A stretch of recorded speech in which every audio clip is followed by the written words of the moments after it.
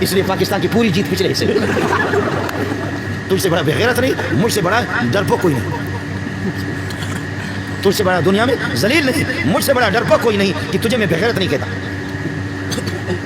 پھر بھی میں کہتا ہوں کہ یہ تعلیم یافتہ ہے، لعنت ہو تیری تعلیم کو اور لعنت ہو میری اس چاپلوسی پہ۔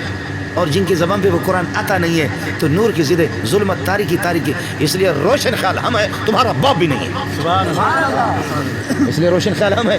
تو جھک مارتا ہے، تو انگریز کے پتھروں کو لے کر کے اپنے ادھر ناک پر رکھ کر سونگ کہ انگریز نے اس میں کتنا بم چھوڑا ہے۔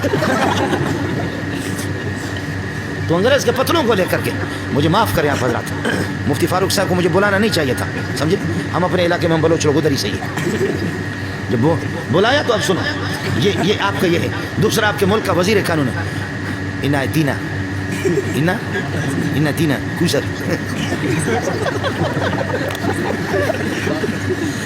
کتاب اللہ دریجہ چا کچا کس، کتاب اللہ دریجہ چا کچا کس، وتدفین احادیث الماکس، جرائم نجوم آسمان بیش، جرائم نجوم آسمان بیش، نمیدانم کی پاکل چپاکس۔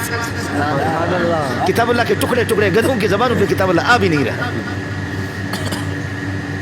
کتاب اللہ اور بتدفین احادیث الماکس، نبی کی حدیثوں کو ریزہ ریزہ کر کے دفن کر دیا گیا۔ جرائم نجوم آسمان بیش، جرائم نجوم آسمان بیش، نمیدانم کی پاکل چپاکس، نمیدانم کی پاکل چپاکس۔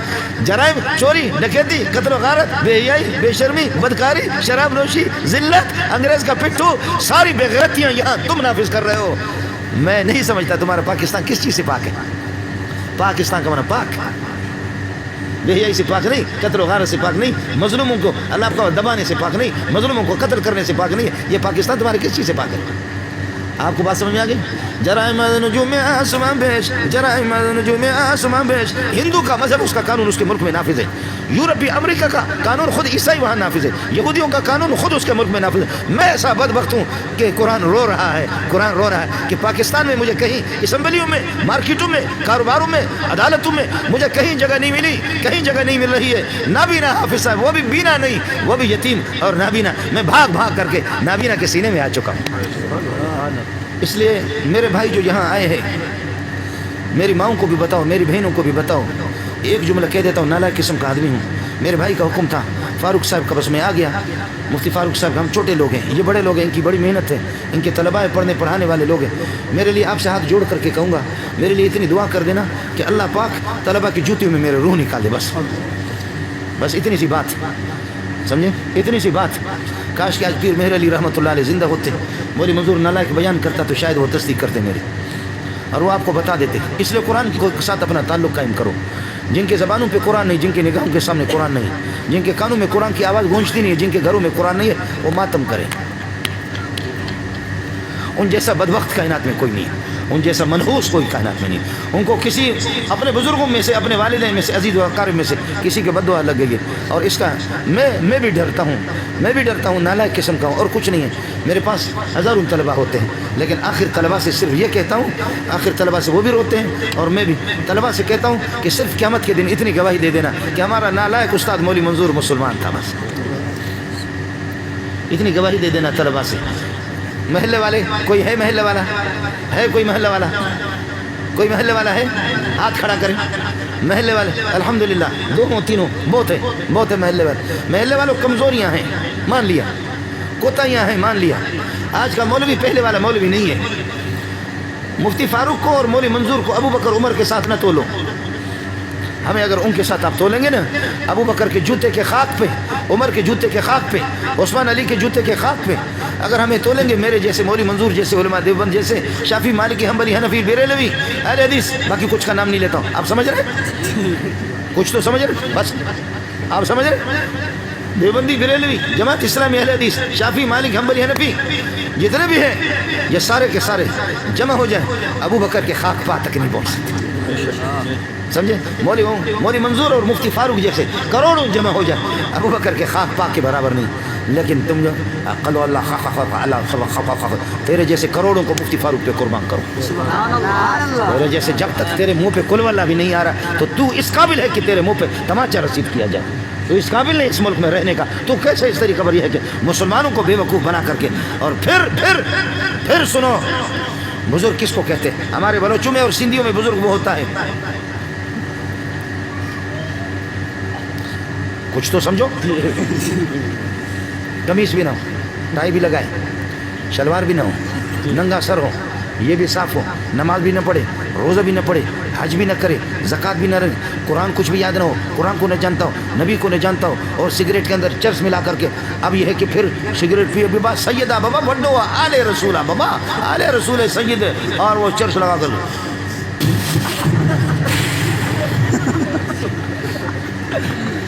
अब बड्डो बुजुर्ग का बाबा। हमारे सिद्धि लोग कहते हैं और बलोच कहते हैं मज़ा ने बुजुर्ग के वजह, तेरा मालूम नहीं मज़ा ने बुजुर्ग के वजह, इतना बड़ा बुजुर्ग है। आप समझे? अब मेरी बात समझो, बात ख़त्म करके आपसे इजाज़त चाहूँगा। फिर मुफ्ती साहब से कह देना चाय तो पिलाए कम से कम। हाँ अगर खिलाएंगे सही। अब बात समझो, मैं मदरसे में रहता हूँ, मदरसे में रहता हूँ और इनके जूते सीधा करता हूँ। मुझे अल्लाह इनके जूतों में मौत दे दे, समझे? मेरे लिए सादत है, मेरे वालिदैन की भी सादत है, समझे? आज मैं बता रहा था, पता नहीं आपने सुना नहीं सुना, ये नई बात नहीं है, इसको ये सब आपको बताने। मुझे आपके सुप्रीम कोर्ट के जज में PhD डॉक्टर भी हूँ, सुप्रीम कोर्ट के जज मुझे बना रहे थे कि जज लेटर आया, मैंने कहा सुभान अल्लाह। मेरे असातिज़ा भी आज मौजूद है, मेरे असातिज़ा भी मौजूद है, मेरे क्लास वाले भी मौजूद है, यहाँ मेरा भाई मौलाना खलील भी मौजूद है, मौलवी वहीदुल्लाह भी मौजूद है। पता करो, लेटर आया आपको सुप्रीम कोर्ट के जज बना रहे, तो जज होऊंगा तो इसको तो ख़त्म करूँगा, जज होऊंगा तो कमीज़ निकालूंगा, जज होऊंगा तो शलवार भी निकालूंगा, और फिर उसमें पाकिस्तान के पूरे जोग्राफी नज़र आएंगे, गिलगित की बड़ी बड़ी नदियाँ भी नज़र आएंगी, वादियाँ भी नज़र आएंगी, कोहिस्तान के पहाड़ भी नज़र आएंगे। जज के बनने के लिए ज़रूरी है, आप समझ रहे? मैंने कहा मैं किसी चरवाहे का बेटा हूँ, इस किस्म के जजमेंट नहीं चाहिए। अल्लाह तलबा की जूतियों में मुझे मौत दे, बड़ी बात है। बाकी मसला पेट का है, मसला पेट का। इतना हम खाते हैं कि जज का बाप भी नहीं खाता, इतना खाते। तुम्हारा वजीर वो ब्लड प्रेशर किसी का हाई है, किसी का लो है, किसी क्या है।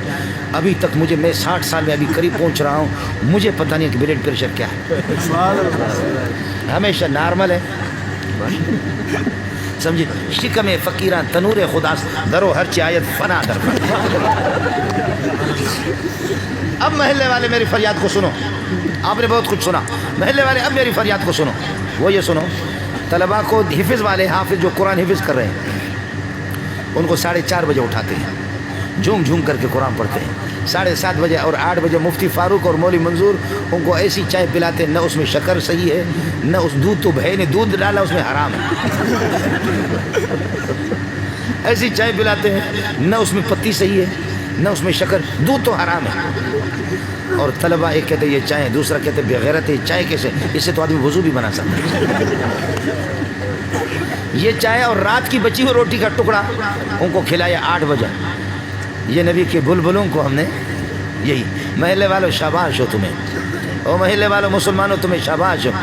तुम्हारे अरबों खरबों क्रिकेट पर तो लगते हैं, हॉकी पे लोग लगते हैं, समझते हैं हॉकी। और असल में हम लोग मौलवी लोग बेवकूफ़ हैं, हम लोग बेवकूफ़ हैं, आप लोग बड़े अक्लमंद हैं। पूरी दुनिया और पूरी दुनिया हुकूमतें हरकत में हैं, लोग अल्लाह का भला करे नंगे सर घूम रहे, एक के पास डंडा है और एक के पास अल्लाह का भला करे क्या है, वो क्या कहते हैं, नहीं वो बड़ा वाला डंडा, बैट है, एक और नाम भी बल्ला और बैट है उसके पास, और दूसरा दौड़ता फिर यहाँ लगाकर फिर फेंकता है, यहाँ तो तबर्रुक के लिए लगाकर फिर फेंकता है कि इंशाल्लाह टीम जीत जाएगी। कभी भी आपने देखा हो घूमते घूमते हाथ इस तरह करके यहाँ लगाता फिर उसको फेंकता। इसलिए पाकिस्तान की पूरी जीत पिछले हिस्से। कभी आपने देखा है? और हमारी माएँ, हमारी बहनें, हमारी बेटियां, हुकूमतें, पूरे इंतज़ामिया दुआ करें, या अल्लाह हमारी टीम को फतह अता फरमा दे, या अल्लाह हमारी टीम को फतह अता फरमा दे। तुम्हारी हुकूमतें कितनी हरकत में आ गए, अफ़गानिस्तान में लाखों माएँ बहनें, उनकी बेटियों का खून बहा, कितनी दुआएं तुमने कराई, समझते हैं? اور مجھے ناراض ایک قصہ بھی مجھے یاد آ گیا. میں ایران اس میں دبئی چلا گیا. ہمارے ایرانی بلوچ تھے آپ کے اسلام آباد والے, مبارک ہو آپ کو, بڑے بڑے لوگ یہاں رہتے ہیں, اسلام آباد میں بڑے بڑے لوگ رہتے ہیں. یہاں اسلام آباد کے پنڈی میں کسی جگہ پر ہمارے ایک وزیر نے سینما گھر کی بنیاد رکھی, سینما گھر کی بنیاد رکھی, اور سارے لوگ جمع ہوئے, مٹھائیاں بھی بڑھ گئی, تقسیم ہو گئی. اب دعا کر رہے سینما گھر کے لیے, دعا کر رہے دوسرے اللہ کی طرف متوجہ ہو رہے. کس کی بنیاد رکھی ہے؟ بولو, سینما گھر کی بنیاد رکھی. آپ نے بھی اخباروں میں پڑھا, میں نے بھی. اب وزیر صاحب اور مٹھائیاں تقسیم ہو گئی, سینما گھر کی بنیاد رکھی. وہ ایرانی بلوچوں نے میرے منہ پہ تماچا مارا. اس کا جواب میرے پاس نہیں ہے, آپ کے پاس جواب ہوگا, جواب دے دینا. اس نے کہا استاد جی, بلوچوں کا انداز اس طرح ہوتا ہے, استاد جی یہ شمائی پاکستانی چونے بے غیرت ہم. کہتے ہیں تمہارے پاکستانی کیسے بے غیرت ہے؟ کہتے یہ چیل اٹھ گئے. آخر سینما بے حیائی کی بنیاد رکھی ہے اور اللہ سے بغاوت کی بنیاد رکھی ہے, اللہ سے لڑنے کی, نبی سے لڑنے کی, قرآن سے لڑنے کی بنیاد رکھی ہے. استاد جی یہ کیا مانگتا ہے؟ کیا مانگیں گے؟ دعا میں کیا مانگتا؟ مٹھائی بھی تقسیم ہوگی, صدقہ بھی کر رہا ہے. میں نے کہا کہ بھائی دعا آسان ہے. کہتے چیل اٹھ گئے. میں نے کہا کہ یا اللہ میں بے حیا ہوں, میں مجھے بے حیائی پر برقرار رکھ لے, آمین. یا اللہ میں بے غیرت ہوں, مجھے اسی طرح بے غیرت رکھ لے, آمین. یا اللہ دنیا کا بے شرم ہوں, مجھے اس طرح بے شرم رکھ لے, آمین. یا اللہ میرے والدین کو, میری اولاد کو, سب کو بے غیرت بنا دے, آمین. یا اللہ میں بے دین ہوں, میرے پورے خاندان کو بے دین بنا دے. اے اللہ ہماری اس بے دینی کو پوری دنیا کے اندر پھیلا دے. دعا میں نے کی نہیں کی. تم بتاؤ اس کے علاوہ کیا مانگ رہا ہے؟ اس کے علاوہ کیا مانگے گا؟ یا اللہ اس کو قرآن کا مرکز بنا دے, یہی ہوگا. یا اللہ اس کو ہدایت کا مرکز بنا دے, تہجد کا مرکز بنا دے, چاشت کا مرکز بنا دے, اوابین کا مرکز بنا دے. اے اللہ پروردگار ان کو قرآن و سنت کا مرکز بنا دے. علماء, حفاظ, قاری حضرات یہاں سے تیار ہو, یہی ہوگا. سینما میں وہ کیا کرتا ہے؟ سینما تو پہلی والی دعا ہے. ہم لوگ مولوی لوگ بے وقوف ہیں. اب میں نے عرض کیا کہ اب بات کہہ کر کے آپ سے اجازت چاہوں گا. رات کو 4:30 بجے اٹھے, 8 بجے تک اس طرح پڑھتے رہے. سلیمانی چائے ملی, پھر جھوم جھوم کر کے روٹی کا ایک ٹکڑا رات کا بچا ہوا ہم کو مل گیا. پھر جھوم جھوم کر کے پھر 11 ساڑھے 11 تک. اس کے بعد ایسی دال آ گئی کہ اس دال کے اندر نہ مسالہ ہے, نہ روغن ہے, نہ اس کے اندر گھی ہے, نہیں ہے کہ کوئی ٹماٹر وغیرہ یہ چیز ہے, بلکہ دال ہے اپنی شکل. اس میں گوشت کو تو جانتے نہیں ہے. ہفتے میں گوشت آ گیا, ایک گائے آ گئی. طالب علم 2500 ہے, 2000 ہے, 1000 ہے, اور بورچی 15-20 بورچی ہے. پہلے تو آدھی گائے تو بورچی کھاتے, اس کے بعد استاد کچھ کھاتے, اس کے بعد استادوں کے چمچے ہوتے, الچماچم کلوں فی النار. پھر وہ استادوں کے چمچے ہوتے, وہ چمچے الگ کھاتے, بورچی الگ کھاتے, اور اللہ کا بھلا کرے. اب 1000 طلبہ کے لیے 4 کلو یا 10 کلو اس میں سے بچ گیا, بڑے دیگ کے اندر پک گیا. اور ایک بڑا تھال ہوتا ہے, طلبہ اس میں شرید بناتے اور اس میں خوب پانی ڈالا. اب ایک گوشت ہے اور تھال کے اندر ہر طالب علم اس کو دیکھ کر اپنی آنکھیں ٹھنڈی کر رہا ہے. اس کو کھائے کم, اس لیے کہتے اے گوشت تجھے لاکھوں سلام ہو. پچھلے 2 ہفتہ پہلے آپ کو دیکھا تھا, تھوڑا سا دوبارہ دیکھا. ہائے قسمت کہ ہم آپ کو کب دیکھیں گے. اس کے بعد ہماری مقدر میں دال ہی دال ہے, دال ہی دال. ایک طالب نے دال کھا کر کے کہا الحمدللہ الذی اطعمنا وسقانا وجعلنا مسلمین یا وجعلنا من المسلمین. شکر ہے اس خالق کا جس نے ہمیں کھلایا بھی پلایا, ہمیں مسلمان بنا دیا. پروردگار یہود و نصارہ بنا دیا, تیرا شکر نہیں ہے. آپ نے, تیرا شکر ہے کہ یہود و نصرانی آپ نے نہیں بنایا. دوسرے طالب نے کس کر کے تھپڑ مارا. اس نے کہا کتے کا بچہ, یہ دعا گوشت پر پڑھنے کی, تو دال پر پڑھ رہا ہے.